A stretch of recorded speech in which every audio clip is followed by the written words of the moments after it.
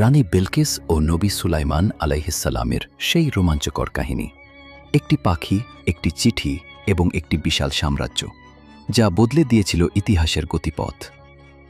একদিন হজরত সুলাইমান আলাইহিসসালামের দরবারে হুদহুদ পাখি অনুপস্থিতি দেখে বাদশাহ রেগে আছেন। কিছুক্ষণ পরে হুদহুদ ফিরল। সে ভয়ে ভয়ে বাদশার কাছে আসলেন। তার কাছে ছিল এক অবিশ্বাস্য খবর। সে বলল, হে বাদশাহ, আমি ইয়েমেনের সাবা থেকে এসেছি। সেখানে এক নারী শাসক দেখলাম, যার আছে এক বিশাল সিংহাসন, সোনা আর হীরায় মোড়ানো 40 হাত লম্বা এক রাজকীয় আসন। কিন্তু এক অদ্ভুত দৃশ্য দেখলাম।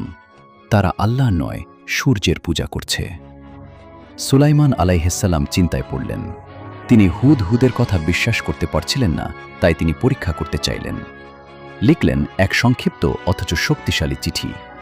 হুদহুদ সেই চিঠি নিয়ে 1000 মাইল পাড়ি দিয়ে পৌঁছাল সাবার রাজপ্রাসাদে। রানী বিলকিস তখন সিংহাসনে বসা।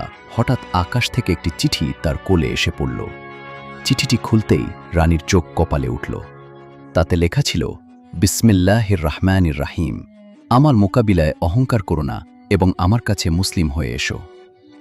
রানী ঘাবড়ে গেলেন। তিনি তার মন্ত্রীদের ডাকলেন। কেউ বলল যুদ্ধ করতে, কিন্তু বুদ্ধিমতী রানী যুদ্ধের পথে না গিয়ে পাঠালেন অমূল্য সব উপহার, সোনা, রূপা আর মণিমুক্তার পাহাড়। কিন্তু সুলাইমান আলাইহিসসালাম ছিলেন আল্লাহর নবী। সেই বিপুল সম্পদ দেখে তিনি মুচকি হাসলেন। দূতদের দিকে তাকিয়ে গম্ভীর স্বরে বললেন, তোমরা কি আমাকে সম্পদ দিয়ে তুষ্ট করতে চাও? আল্লাহ আমাকে যা দিয়েছেন তা তোমাদের এই তুচ্ছ উপহারের চেয়ে বহুগুণ শ্রেষ্ঠ। ফিরে যাও তোমাদের রানীর কাছে, তাকে বলো, আমি এমন এক বাহিনী নিয়ে আসব যার মোকাবিলা করার শক্তি পৃথিবীর কারণেই। এরপর কি ঘটেছিল?